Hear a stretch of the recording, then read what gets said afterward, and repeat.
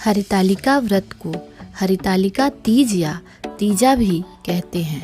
यह व्रत भाद्रपद मास के शुक्ल पक्ष की तृतीया को हस्त नक्षत्र के दिन होता है। इस दिन सौभाग्यवती स्त्रियां गौरी शंकर की पूजा करती हैं।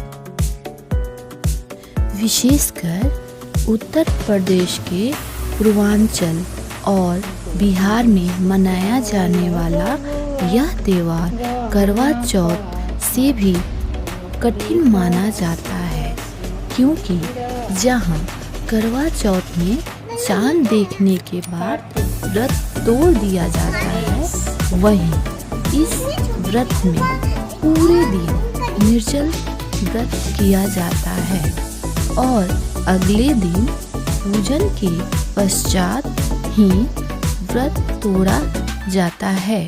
इस व्रत से जुड़ी एक मान्यता यह भी है कि इस व्रत को करने वाली स्त्रियां पार्वती जी के समान ही सुखपूर्वक पति रमण करके शिवलोक को जाती है। सबसे पहले हम लोग मिट्टी को लाते हैं और उस मिट्टी में पानी डाल के उसको गीला करते हैं, ताकि उसका शंकर भगवान, पार्वती जी, कार्तिक जी और गणेश भगवान की मूर्ति हम लोग बना सकें। और उसके बाद हम लोग एक सिंहोरा भी बनाते हैं, जिसमें पूजा करते समय हम लोग सिंदूर भरते हैं। उसके बाद हम लोग कोहबर के लिए कोहबर लिखते हैं और वो बहुत ही सुंदर लगता है। उसके बाद हम लोग लकड़ी के पीढ़ा रखते हैं और उस पे शंकर भगवान, पार्वती जी और कार्तिक जी और गणेश भगवान को विराजमान करते हैं। उसके बाद हम लोग जल से उनका आह्वान करते हैं। उसके बाद हम लोग अक्षत चढ़ाते हैं और फूल में भी भगवान जी को हम लोग खासकर शंकर भगवान को धतूर का फूल बहुत ही पसंद है। उसके बाद उनको धतूर का जो कली होता है वो भी बहुत पसंद है और हम लोग को आज के दिन उन्हें चढ़ाना बहुत ज़रूरी होता है। फूल में रंग बिरंगे फूल, अक्षत, दूध, उसके बाद हम लोग भिन्न प्रकार के फूलों से सुशोभित करते हैं। और बेलपत्र तो एकदम चढ़ाना ही चढ़ाना है, क्योंकि शंकर भगवान को बेलपत्र बहुत पसंद है।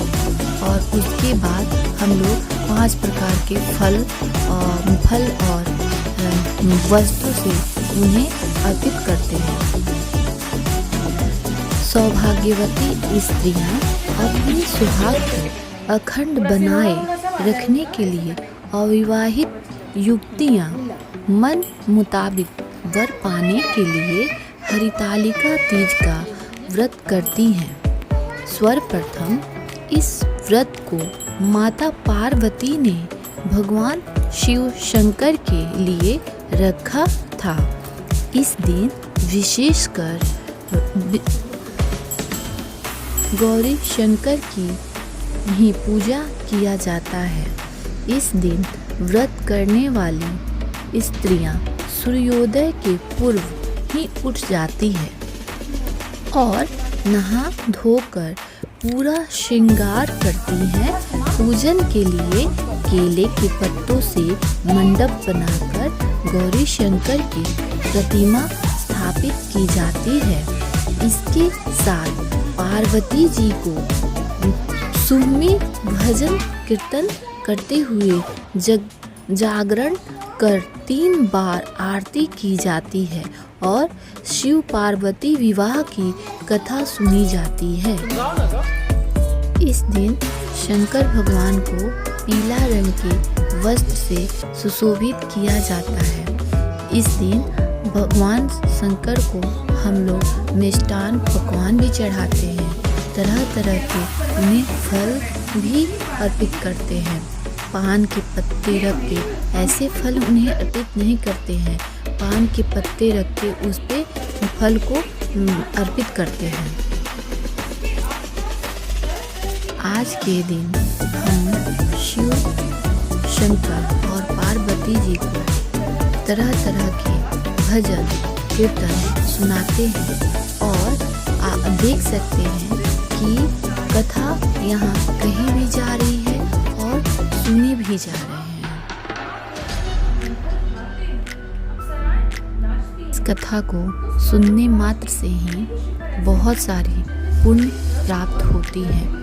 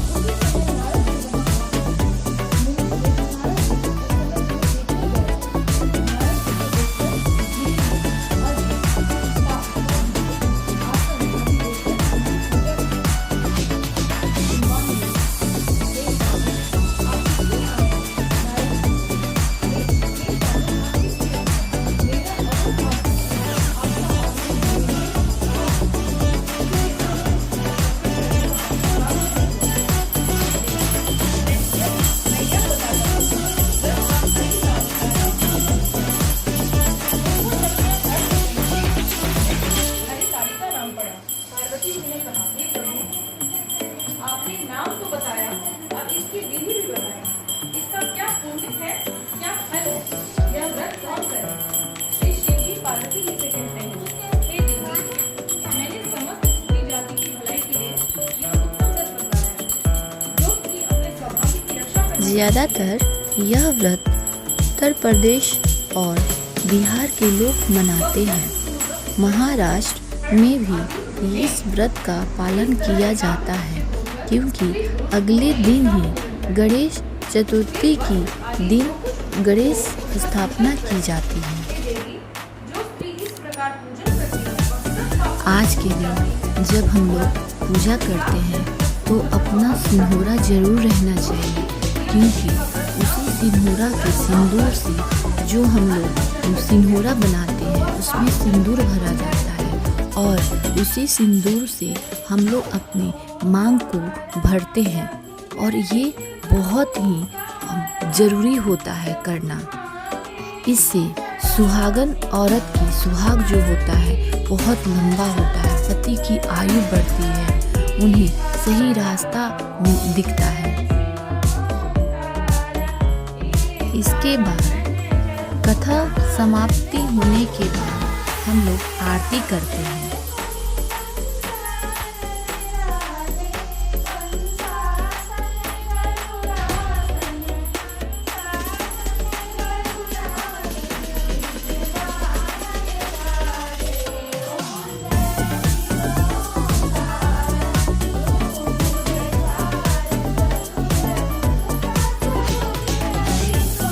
आरती समाप्ति के बाद हम लोग घर में जितने भी बड़े और छोटे जो होते हैं उन्हें हम लोग टीका लगाते हैं।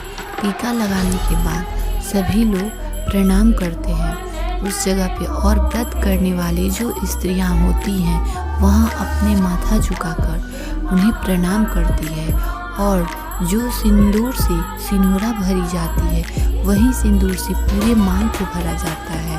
ये जो भी सुहागन औरतें वहाँ पे बैठ के पूजा करती हैं उन सब को ये सभी एक दूसरे को मांग भरते हैं और ये बहुत ही अच्छा होता है। उसके बाद हम लोग प्रणाम करके शिव शिव शंकर और पार्वती जी को, सभी गणेश भगवान हैं, कार्तिक भगवान हैं, इन सभी को प्रणाम करके घर में जितने भी बड़े लोग होते हैं उनका चरण स्पर्श करते हैं और उनका आशीर्वाद लेते हैं।